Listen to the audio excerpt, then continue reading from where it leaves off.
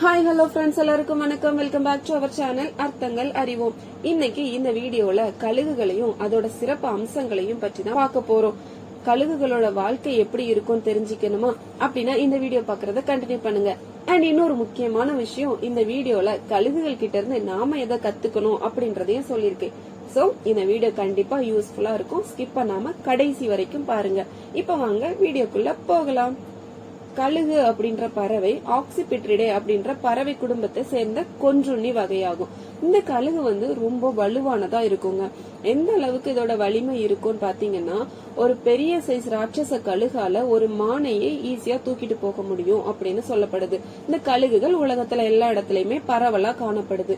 அதிக அளவுல எங்க இருக்குதுன்னு பாத்தீங்கன்னா, பழைய உலகம் அப்படின்னு சொல்லப்படுற ஆசியா, ஐரோப்பா, ஆப்பிரிக்கா இந்த மாதிரியான நாடுகள்ல காணப்படுது. மொத்தமா உலகத்துல ஒரு 74 வகையான கழுகுகள் காணப்படுது. இந்த 74 வகையான கழுகு இனங்கள்ல 60 வகையான கழுகு இனங்கள் யுரேசியா, ஆப்பிரிக்கா இந்த மாதிரியான நாடுகள்லயே காணப்படுது. கழுகுகள் ரொம்ப உயரமா பறக்கக்கூடிய திறன் கொண்டிருக்கு. அது உயரமா மட்டும் இல்ல, ரொம்ப வேகமாவும் பறக்கும். ஒரு மணி நேரத்துக்கு 35 கிலோமீட்டர் ஸ்பீட்ல கழுகுனால பறக்க முடியும். அது மட்டும் இல்லாம அதோட பார்வை திறன் அப்படின்றது ரொம்ப அபரிதமா இருக்கும்னு சொல்றாங்க. மனுஷனோட பார்வை திறனை காட்டிலும் 4 மடங்கு அதிகமான பார்வை திறன் கழுகுக்கு இருக்குது. எந்த அளவுக்கு இந்த பார்வை திறன் இருக்கும் அப்படின்னு பாத்தீங்கன்னா, தரைமட்டத்தில இருந்து 1000 அடி உயரத்துல அந்த கழுகு பறந்துட்டு இருந்தாலும் தரையில போகக்கூடிய ஒரு சின்ன முயலை கூட பார்த்து கரெக்டா போய் வேட்டையாட முடியும் அப்படின்ற அளவுக்கு அதோட பார்வை இருக்குது. வேட்டையாடுறதுல கழுகுக்கு இணை கழுகுதான் அப்படின்னு சொல்லலாம். அவ்வளவு அழகா வேட்டையாடும் அப்படின்னு சொல்றாங்க. வேட்டையாடுறதுக்கு ஒரு விலங்கு கழுகு பாத்துடுச்சு அப்படின்னு சொன்னா, முதல்ல அது வானத்துல வட்டமடிக்கும். வட்டமடிச்சு வேகமா பறந்து போய் கவனம் செதறாம தன்னோட இலக்கை மட்டுமே குறி வச்சு தாக்கி அந்த விலங்க தூக்கிரும். அதாவது அதை தனக்கு இரையாக்கி கொள்ளும் அப்படின்னு சொல்றாங்க. இந்த கழுகு கிட்ட இருக்கிற இன்னொரு ஸ்பெஷல் என்னன்னா, பிணம் தின்னி கழுகுகளை தவிர வேற எந்த கழுகுகளும் தனக்கு தேவையான உணவு இறந்து கிடந்தா கூட சாப்பிடாது. பசியே இருந்தாலும் வேட்டையாடி ஃப்ரெஷ்ஷா தான் சாப்பிடும். இந்த கழுகுகளை அதோட உணவு முறையிலையும் அதோட உடல் அமைப்பு, உடல் அளவு அடிப்படையிலையும் 4 வகையா பிரிக்கிறாங்க. என்னெல்லாம் பாத்தீங்கன்னா, 1 கடல் கழுகுகள், 2வது கால் வரைக்கும் ரோமம் இருக்கக்கூடிய, அதாவது முடி, கால் வரைக்கும் முடி இருக்கக்கூடிய கழுகுகள், 3வது வகை பாம்பு சாப்பிடக்கூடிய கழுகு, 4வது வகை ராட்சச காட்டு கழுகுகள் அப்படின்னு சொல்றாங்க. இந்த கழுகுகள் நார்மலாவே மாமிச உண்ணி, இறைச்சி இந்த மாதிரி ஐட்டங்களை தான் சாப்பிடறதுக்கு ஆசைப்படும். அததான் சாப்பிடும். அதிகமா எதை விரும்பி சாப்பிடுதுன்னு பாத்தீங்கன்னா, எலி, முயல், கோழி, பாம்பு இந்த மாதிரி சாப்பிடும். கடல் கழுகுகள் மீன் எல்லாமே சாப்பிடுது. இந்த மாதிரியா கழுகுகள் மற்ற பறவைகள்ல இருந்து வேறுபட்டு இருக்கிறனால கழுகுகள் பறவைகளின் அரசன் அப்படின்னு அழைக்கப்படுது. என்ன மாதிரியான விஷயங்கள்ல வேறுபடுது அப்படின்னு பார்த்தோம்னா, மற்ற பறவைகள் எல்லாமே கூட்டமா பறந்து போகும். ஆனா கழுகுகள் எப்பவுமே தனியா தான் பறக்கும். முதல் விஷயம். 2வது, மற்ற பறவைகள் ஒரு குறிப்பிட்ட அளவு உயரத்துக்கு தான் பறக்கும். ஆனா கழுகுகள் அதை விடவும் உயரமான இடத்தை நோக்கி பறந்து போகும். எப்பவுமே கீழே வராது. 3வது விஷயம், கழுகுகள் மற்ற பறவைகளை காட்டிலும் ரொம்ப வேகமாவும் பறக்கக்கூடிய தன்மை கழுகுகள் கிட்ட இருக்குது. அதிகாரம், மேன்மை, சுதந்திரம் இதுக்கு அடையாளமாவும் கழுகு கருதப்படுது. இதனாலதான் கழுகு பறவைகளின் அரசன் அப்படின்னு சொல்றாங்க. இந்த கழுகுகள் சாதாரணமா தங்களுடைய துணையை தேர்ந்தெடுக்கிறது இல்ல. அதுக்கு பல பரீட்சைகளை வைக்குது. கழுகுகள் ஒரு முறை இனப்பெருக்கத்துல இணைஞ்சிடுச்சு அப்படின்னா, அந்த ஆண் கழுகும் பெண் கழுகும் தங்களோட வாழ்நாள் முடியற வரைக்கும் தன்னுடைய ஜோடிய மாத்திக்கிறதே கிடையாது. கடைசி வரைக்கும் அந்த ஆண் கழுகும் பெண் கழுகும் தான் இணைந்து இனப்பெருக்கத்துல ஈடுபடும். ஒருவேளை ஆண் கழுகோ இல்லைன்னா பெண் கழுகோ இடையிலேயே இறந்துடுச்சு அப்படின்னா அதுங்க இனப்பெருக்கம் திரும்ப பண்ணிக்கவே பண்ணாது. அப்படியே அதோட ஸ்டாப் ஆயிடும் அதோட இனப்பெருக்கம் அப்படின்றது. ஒரு பெண் கழுகு இனப்பெருக்கத்துக்கு முன்னாடி ஒரு ஆண் கழுகு எப்படி தேர்வு செய்துன்னு பாத்தீங்கன்னா, அந்த ஆண் கழுகுக்கு ஒரு பரீட்சை வைக்குது. எதுக்காக இந்த பரீட்சை வைக்குதுன்னு பார்த்தோம்னா, ஆண் கழுகோட பொறுப்பு உணர்வு அப்படின்றது எந்த அளவுக்கு இருக்குது அப்படின்றத சோதிக்கிறதுக்காக தான். இந்த பரீட்சை என்னன்றதை இப்ப சொல்றேன். இனப்பெருக்கத்துல ஈடுபடணும் அப்படின்னு நினைக்கிற அந்த 2 கழுகுகளும் முதல்ல பறந்து தரைக்கு வரும். ஒரு குச்சியை எடுத்துட்டு திரும்பவும் அப்படியே வானத்தை நோக்கி பறந்து ரொம்ப உயரமா போய் எப்பவும் போல பறந்துட்டே இருக்குமா. அப்படி பறந்துட்டு இருக்கும்போது திடீர்னு அந்த பெண் கழுகு தன்னோட கையில இருக்கிற அந்த குச்சியை தரையை நோக்கி வீசும். அப்படி வீசும்போது அந்த குச்சி தரையில விழுறதுக்கு முன்னாடியே ஆண் கழுகு அந்த குச்சியை துரத்திட்டு வந்து குச்சியை புடிச்சு எடுத்துட்டு போய் பெண் கழுகு கிட்ட கொடுக்கும்.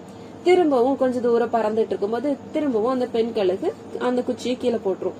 அப்படி போடும்போது அதே மாதிரி முதல்ல எப்படி ஆண்களுக்கு அந்த குச்சியை துரத்திட்டு வந்து தரையில விழுறதுக்கு முன்னாடி எடுத்துட்டு போய் பெண் கழுகு கையில கொடுத்ததோ அதே மாதிரி திரும்பவும் கொடுக்கும்.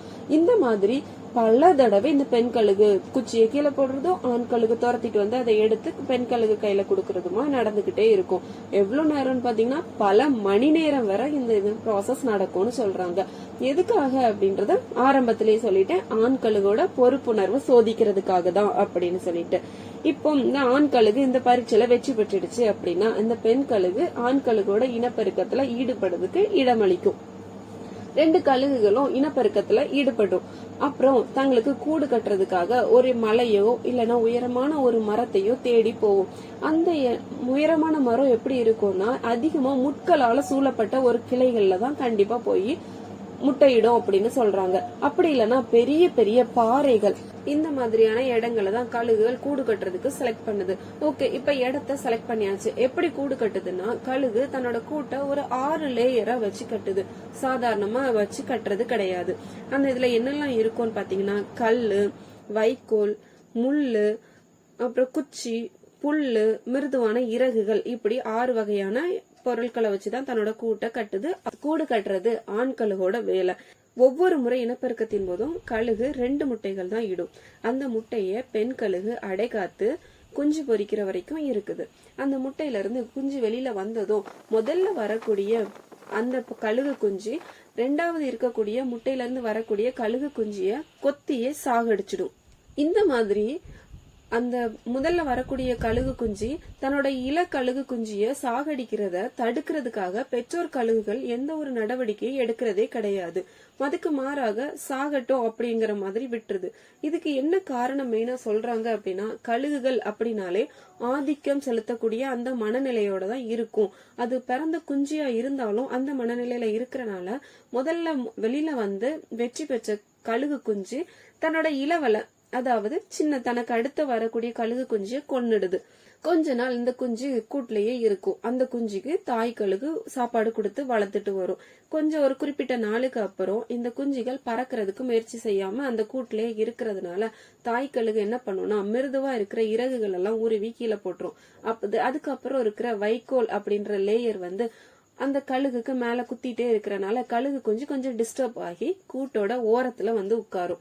அப்படி ஓரமா வந்து உட்காரும் போது தாய் கழுகு கூட்டுல இருக்கக்கூடிய கழுகு குஞ்சிய கீழே தள்ளி விட்டுரும். உயரமான மலையிலயோ இல்ல அல்லது மரத்திலயோ இருந்து கீழே விழுற கழுகு குஞ்சி பயந்து சிறகடிக்க தெரியாத நேரத்துல சிறகு அடிக்க முதல் முறையா முயற்சி செய்யும். அப்படி முயற்சி செய்யும் போது அதுக்கு முதல் முறையா பண்றதுனால சிறகடிக்க தெரியாது. அந்த நேரம் அந்த கழுகு குஞ்சி தரையை நோக்கி விழறதுக்கு வரும்போது ஆண் கழுகு உடனே தன்னுடைய ரெக்கையை விரிச்சு தன்னோட முதுகுல தன்னோட கழுகு குஞ்சிய சுமந்து மறுபடியும் கூட்டுல கொண்டு வந்து வைக்கும். அதே மாதிரி வைக்கோல் குத்துது அப்படின்னு சொல்லிட்டு குஞ்சி கூட்டோட ஓரத்துல வந்து உட்காரும். பெண் கழுகு குஞ்சியை கீழே தள்ளி விட்டுரும். அதுக்கப்புறம் மறுபடியும் ஆண் கழுகு பறந்து போய் தன்னோட முதுகுல தன்னோட குஞ்சியை தூக்கிட்டு வந்து கூட்டுல வைக்கும். இந்த மாதிரிதான் கழுகு குஞ்சிக்கு பிராக்டிஸ் கொடுக்கறாங்க. கொஞ்ச நாளைக்கு அப்புறம் கழுகு குஞ்சு பறக்கறதுக்கு பழகிரும். நல்லா பறக்கும். தாய் கழுகு மாதிரி நல்லா உயரமா பறந்து போகும். அதுக்கப்புறம் பறந்து அதுக்கு டயர்ட் ஆயிடுச்சு அப்படின்னா கூட்டுல வந்து உட்காரும். கூட்டுல வந்து உட்கார்ந்து சோம்பல் ஆகுது அப்படின்னு தெரிஞ்சாலே இந்த தாய் கழுகு அந்த கூட்டுல இருக்க வைக்கோல் புல்லு எல்லாத்தையுமே தூக்கி பிச்சு கீழே போட்டுடும். இப்ப கூட்டுல வெறும் முள்ளு மட்டும்தான் இருக்கும். முள்ளு மேல வந்து கழுகால உட்கார முடியாது, எல்லாமே குத்தும். சோ இது என்ன பண்ணும்னா தனக்கு தேவையான இறைய தேடி எல்லா இடமும் சுத்தி தனக்கு தேவையான விஷயங்களை தானே தேடி போய் எடுத்துக்குது. இதுக்காக பயிற்சியை தான் அந்த தாய் கழுகும் தந்தை கழுகும் சேர்ந்து அந்த கழுகு குஞ்சிக்கு கொடுக்கறாங்க. கழுகோட வாழ்நாள் அப்படின்னு பாத்தீங்கன்னா மொத்தம் 70 வருஷம். இதுல முதல் 40 வருஷம் இந்த கழுகு நல்ல ஆரோக்கியமா தன்னோட இளமை பருவத்துல இருந்த மாதிரியா நல்ல ரொம்ப சுறுசுறுப்பா இருக்கும். இந்த 40 வருஷத்துக்கு அப்புறம் அந்த கழுகோட பலம் முற்றிலுமா குன்றி போகுது. அதாவது கொஞ்சம் கூட பலமே இருக்காது உடம்புல.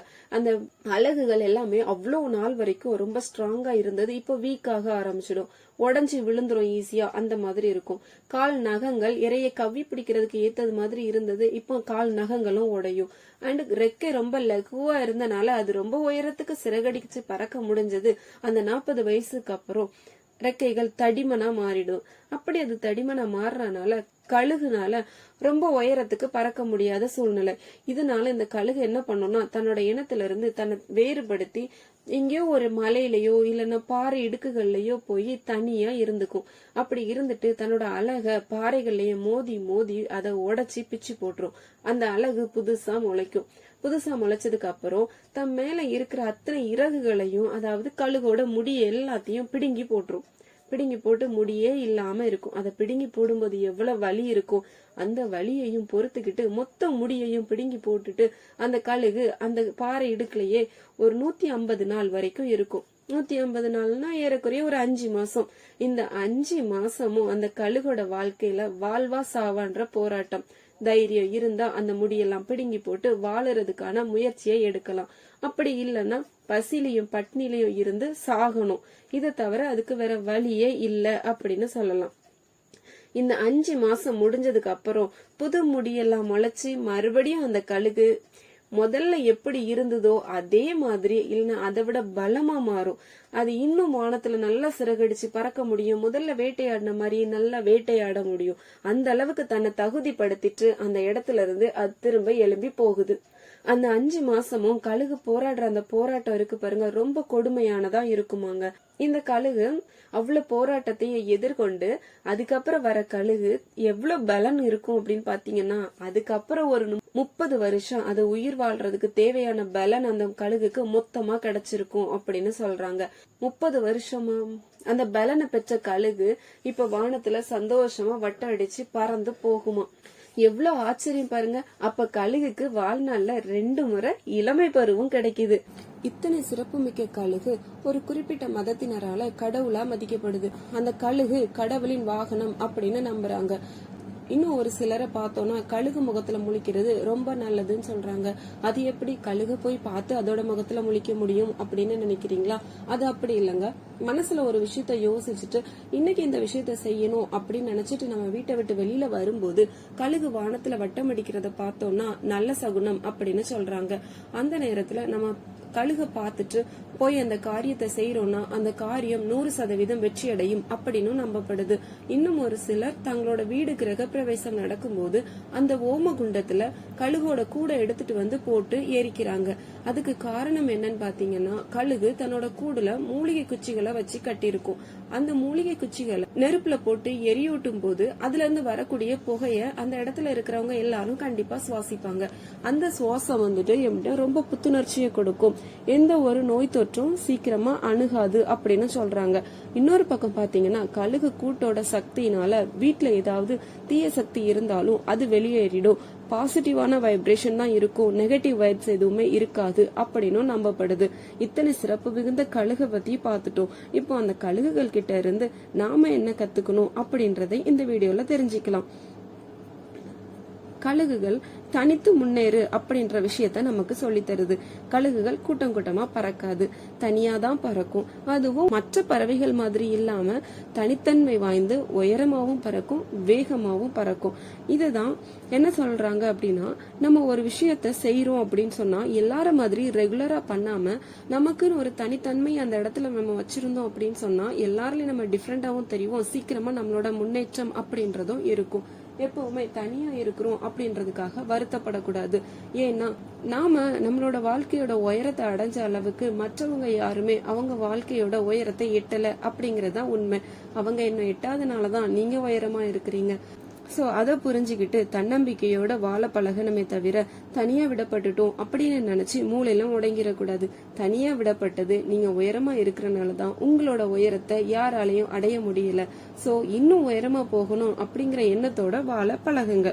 இன்னொன்னு அடுத்த விஷயம் பாத்தீங்கன்னா, துல்லியமா இலக்க குறி வைக்கிறதுல கழுகுதான் நிகரே. எவ்வளவு உயரமா இருந்தாலும் தன்னோட இலக்க கரெக்டா பிடிச்சு கொண்டு போறதுல கழுகு பெரிய திறமைசாலி தான். அதே மாதிரிதான் நம்ம லைஃப்ல ஒரு கோலை செட் பண்ணிட்டோம்னா அந்த கோலை அடையிற வரைக்கும் போராடணும். போராடி கண்டிப்பா அந்த கோலை நம்ம அச்சீவ் பண்ணியே ஆகணும். அதுக்கு இல்லாம கொஞ்ச நாள் நம்ம முயற்சி பண்ணிட்டு அப்படியே விட்டுட்டோம் அப்படின்னா அதுல எந்த ஒரு பயனுமே இல்லை. ஒரு இலக்கை நம்ம அடையணும்னா முதல்ல நம்ம மனம் கவனம் சிதறாம இருக்கணும்.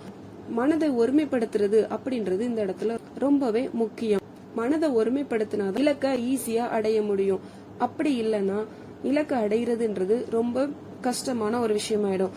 பலர் சொல்ல கேள்விப்பட்டிருப்போம், நான் எவ்வளவோ முயற்சி பண்ணிட்டேன், ஆனா என்னால என்னோட கோலை அச்சீவ் பண்ணவே முடியல, நான் என்ன பண்றதுன்னு தெரியல, சரி விதியின் வசம் அப்படின்னு சொல்லி விட்டுறலாம் நினைச்சிட்டு இருக்கேன் அப்படின்னு சொல்லுவாங்க.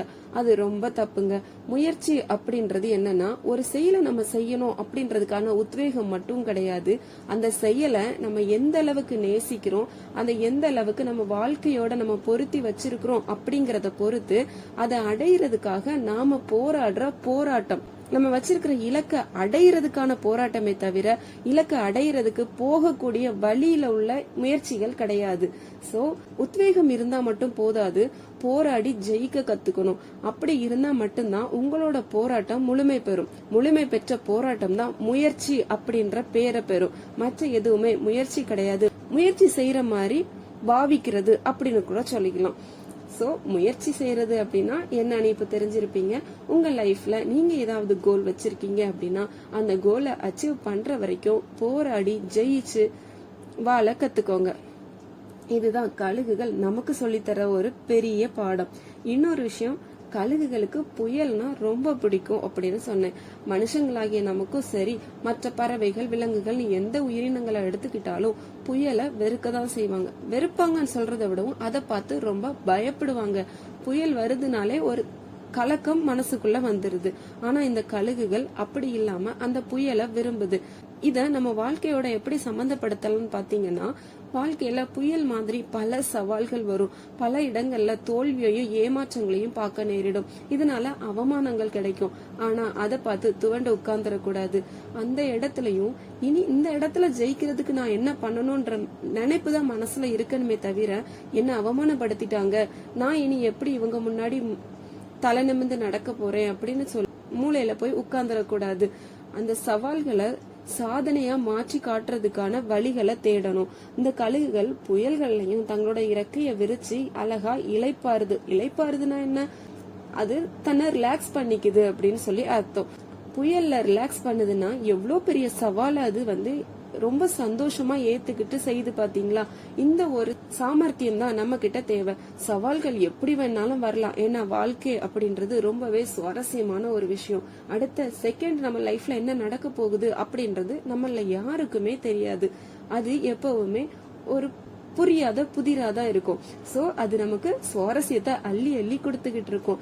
நம்ம வாழ்க்கை நமக்கு என்னதான் ட்விஸ்ட் அடிச்சாலும் அதுலயே நம்ம எதிர்நீச்சல் போட கத்துக்கிட்டோம்னா நம்மளை விட சந்தோஷமான ஆட்கள் யாருமே இருக்க மாட்டாங்க. சவால்களை நினைச்சு பயப்படக்கூடாது. ஏன்னா நம்ம வாழ்க்கையில நமக்கு வரக்கூடிய ஒவ்வொரு சவால்களும் தான் நம்மள வாழ்க்கையோட அடுத்த கட்டத்துக்கு நம்மள வழி நடத்திட்டு போகும். இந்த சவால்களை படிக்கட்டுகளா மாத்தணும். தோல்விகள் மட்டுமே படிக்கட்டுகளா மாறாது. ஒரு கட்டிடம் கட்டுறோம்னு வச்சுக்கோங்க, அதுல மணல், செங்கல், சிமெண்ட், ஜல்லி இந்த மாதிரி பல விஷயங்கள் சேருது. அதே மாதிரிதான் தோல்வி மட்டுமே படிக்கட்டை உருவாக்காது. அது கூட சேர்ந்த அவமானம், ஏமாற்றம், சவால்கள் நிறைந்த வாழ்க்கை, இது எல்லாமே சேரும் போதுதான் அது நம்ம வாழ்க்கையை உயரத்துக்கு நம்மள கூட்டிட்டு போற படிக்கட்டா மாறும். அதை நம்ம புரிஞ்சுக்கணும், ஏத்துக்கணும். இதுதான் கழுகுகளோட செயல்கள்ல இருந்து நாம கத்துக்க வேண்டியது. எப்பவுமே சவால்களை நினைச்சு பயப்படாதுங்க. அதை சாதகமாக்கி வாய்ப்புகளை தேடி முன்னேற வாழ பழகுங்க. அடுத்த விஷயம் பாத்தீங்கன்னா, பெண் கழுகு எந்த ஒரு நிலைமையிலையும் ஆண் கழுக பரீட்சை வைக்காம தேர்ந்தெடுக்கிறதே கிடையாது. பரீட்சை வச்சுதான் தேர்ந்தெடுக்குது. இதுக்கு காரணம் ஆண் கழுகோட பொறுப்புணர்வை சோதிக்கிறதுக்காக அப்படின்னு சொன்னேன். அதே மாதிரி நம்ம லைஃப நினைச்சு பாருங்க. எந்த விஷயத்திலயும் நம்ம அவசரப்படாம செயல்படணும் அப்படின்றத இந்த கழுகு செயல்ல இருந்து நாம கத்துக்கலாம். மனிதனை தவிர எந்த ஒரு உயிரினத்திற்கும் பொய்யான உணர்வுகளை வெளிப்படுத்த தெரியாது.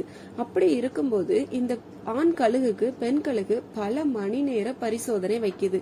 அப்படின்னா பொய்யான உணர்வுகளை மட்டும் வெளிப்படுத்த தெரிஞ்ச மனுஷங்களுக்கு எவ்வளவு பரீட்சை வச்சாலும் எத்தனை வருஷம் பரீட்சை வச்சாலும் போதாது. சோ யார்கிட்ட பழகிறதா இருந்தாலும் ரொம்பவே கேர்ஃபுல்லா பழகணும். எந்த இடத்துல பேசுறதா இருந்தாலும் ரொம்பவே கேர்ஃபுல்லா இருக்கணும். எந்த ஒரு விஷயத்திலயும் அவசரம் காட்டக்கூடாது. உங்க லைஃப்ல ஒரு ஆளை உள்ள கொண்டு வரீங்களா, இல்ல உங்க பிசினஸ்ல பார்ட்னரா ஒரு ஆளை உள்ள கொண்டு வரீங்களா, பொறுமையா யோசிக்கணும். இது லைஃப்க்கு மட்டும்தான் இல்ல, ஒரு பொருளை வாங்குறதா இருந்தாலும் அதை நீங்க பொறுமையா யோசிக்கணும். இந்த பொருள் நமக்கு வேணுமா, இதை வாங்குறதுனால நமக்கு என்னென்ன லாபம் இருக்குது, இதனால நமக்கு என்னென்ன நஷ்டம் வருது அப்படின்றத நம்ம முழுசா உட்கார்ந்து யோசிக்கணும். யோசிக்காம இல்ல எனக்கு வேணும், நான் ஆசைப்பட்டுட்டேன் வாங்கிக்கிறேன் அப்படின்னு சொல்லி வாங்கணும்னா அதுக்கு பின்னாடி வரக்கூடிய பின் விளைவுகளை சந்திக்கிற அளவுக்கு உங்களுக்கு தைரியம் பத்தாம போயிடும். அப்படி இல்லைன்னா அந்த பின் விளைவுகளானால மனம் துவண்டு உட்கார்வீங்க. அப்படி உட்கார்றதுனால என்ன ஆகும், நிகழ்காலத்துல வருத்தப்பட்டு எதிர்காலத்தை தொலைக்க வேண்டிய நிலைமை தான் வந்து சேரும். சோ எதுவா இருந்தாலும் அவசரப்படாம பொறுமையா இருந்து யோசிச்சு முடிவெடுக்க வேண்டியது ரொம்ப ரொம்ப அவசியம். ஏன்னா ஆழம் தெரியாம நம்ம ஒரு வாட்டி காலை வச்சிட்டோம்னா உள்ள மூழ்கி இறந்து போக நேரிடலாம். சோ அவசரப்படாம எதுவா இருந்தாலும் பொறுமையா நிதானமா முடிவெடுங்க. அடுத்தது கழுகோட கூடு பத்தி பேசலாம். கூடு 6 லேயரா கட்டுது அப்படின்னு சொன்னேன். அதுல பாத்தீங்கன்னா முட்டையிடும் போது மிருதுவான இறகுகளை வச்சிருக்கும். குஞ்சுகள் வளர ஆரம்பிச்சதும் இறகுகளை தூக்கி வெளியே போடுது. இப்படி கூட்டுல இருந்து ஒவ்வொரு அடுக்கையா கழுகு எடுத்து வெளியே போட்டுக்கிட்டே இருக்குது. இதுக்கு காரணம் என்ன அப்படின்னு சொல்லி பார்த்தோம்னா, சௌகரியமான ஒரு இடத்த பார்த்துட்டோம் அப்படின்னா அந்த இடத்துலயே நம்ம தங்கிடுவோம். அடுத்த ஸ்டேஜுக்கு நம்ம போக மாட்டோம். இதுதான் இந்த கழுகுகள் அதோட குஞ்சு கழுகுகளுக்கு பண்ணுது. இப்போ நம்ம வாழ்க்கையில ஒரு இடத்துல நம்ம ரொம்ப சேஃப்டியா கம்ஃபர்டபுளா இருக்கும் அப்படின்னு நம்ம ஃபீல் பண்றோம் அப்படின்னா அந்த கம்ஃபர்ட் ஜோனை விட்டு நம்ம வெளியில வர மாட்டோம். அதுக்கு உள்ளேயே இருக்கணும் அப்படிங்கறது தான் நம்ம நினைப்போம். தனக்குன்னு ஒரு வட்டம் போட்டு வாழ்றது தப்பு கிடையாது. ஆனா அந்த வட்டத்தை குறுக்கிக்கிட்டே போறதுதான் தப்பு. பெரிய உலகம், அதுல நிறைய விஷயங்களை தெரிஞ்சுக்கலாம். எப்பவுமே நம்ம கற்றது நம்ம கையளவு தான் இருக்கும். நம்ம கற்றுக்கொள்ளாத விஷயங்கள் இந்த உலகளவு இருக்கும். எல்லாத்தையுமே நம்ம கத்துக்கணும். உலகத்துல இன்னும் இருக்கிற விஷயங்களை பார்க்கணும், போராடி வாழணும். இதை நம்ம புரிஞ்சுக்கணும் அப்படின்னா அந்த கம்ஃபர்ட் ஜோன் அப்படின்ற இடத்தை விட்டு வெளியில வரணும். சில நேரங்கள்ல நம்மளோட வாழ்க்கை மிருதுவான இறகுகள் மாதிரி இருக்கும், அப்ப சந்தோஷப்படுவோம். அடுத்த நேரங்கள்ல குத்துற முள்ளு மாதிரி இருக்கும், அதை நினைச்சு வருத்தப்படுவோம். ஏன் இறகுல பயணிக்கும் போது நமக்கு ரொம்ப சந்தோஷமா இருந்தது, குத்துற முள்ளுல பயணிக்கிறப்ப மட்டும் கஷ்டமா இருக்குது. ஏன்னா அது நம்மள நெருக்குது, இது நம்மள நெருக்கல. இதுதான் வித்தியாசம். நெருக்கிற அந்த முள்ளுல எப்படி சந்தோஷமா வாழ முடியும் அப்படிங்கறதையும் பழகணும். ஏன்னா வாழ்க்கை எப்பவுமே ஒரே மாதிரி இருக்காது. எப்பவும் சொல்றதான், வாழ்க்கை ஒரே மாதிரியா இருந்தது அப்படின்னு சொன்னா அந்த வாழ்க்கையில சுவாரஸ்யம் இருக்காது.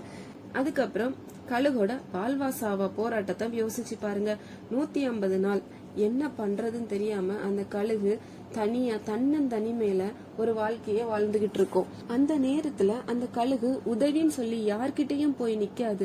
அது என்னால பறக்க முடியல, வேட்டையாட முடியல, எனக்கு என்னோட துணையான ஆண் கழுகோ இல்லனா தன்னோட குஞ்சு கழுகோ இறைய தேடி தரமாட்டாங்களா அப்படின்னு அடுத்தவங்களோட கைய எதிர்பார்த்து இருக்காது. அதுக்கு நேர் மாறா என்ன பண்ணும்னா, வலி நிறைந்த வாழ்க்கையா இருந்தாலும் என்ன நானே பாத்துக்கிறேன் அப்படின்னு சொல்லிட்டு தன்னோட வாழ்க்கைக்கு ஒத்து வராத ஒரு சில விஷயங்கள், அதாவது வலிமை இழந்த அழகுகளை உடைச்சு போடுது, கனத்து போன அந்த இறகுகளை உருவி போடுது. அதே மாதிரி நாமளும் நம்ம வாழ்க்கைக்கு ஒத்து வராத கெட்ட பழக்கங்களோ தீமையான விஷயங்களோ நம்ம வாழ்க்கையில வச்சிருக்கிறோம் அப்படின்னா அதை விட்டு வெளியில வரணும். நம்மளோட வாழ்க்கையில மன அமைதியையோ இல்லைன்னா மனதுல இருக்க சந்தோஷத்தை குழப்புற மாதிரியான விஷயங்கள் நடக்குது அப்படின்னா அதுக்கு காரணமான நம்மளுடைய குணம் என்ன அப்படிங்கறத யோசிச்சு அந்த குணத்தை விட்டுறணும். அதை விடுறது அப்படின்றது ரொம்பவே கஷ்டமானதுதான். ஆனா அதை விட்டுதான் ஆகணும். அப்பதான் நம்மளோட வாழ்க்கையில முன்னேற்றம் கிடைக்கும். திரும்பவும் சந்தோஷமா உயர உயர பறக்கலாம். எப்பவுமே சொல்லுவாங்க, மனதின் உயரம் தான் வாழ்க்கையின் உயரம் அப்படின்னு சொல்லிட்டு. மனதின் உயரம்னா என்ன அப்படின்னு பாக்குறீங்களா? நம்மளோட சிந்தனை எந்த அளவுக்கு உயரமா இருக்குதோ அதே அளவுக்கு தான் நம்மளோட வாழ்க்கையும் உயரமா இருக்கும். அடுத்தவனை கெடுக்கணும்னு நினைச்சு நாம செஞ்சோம்னா நம்மளோட வாழ்க்கை கெட்டு போகும். அடுத்தவங்க நல்லா இருக்கணும் அப்படின்னு சொல்லிட்டு நம்ம நல்லது செய்யணும் கூட அவசியம் இல்ல.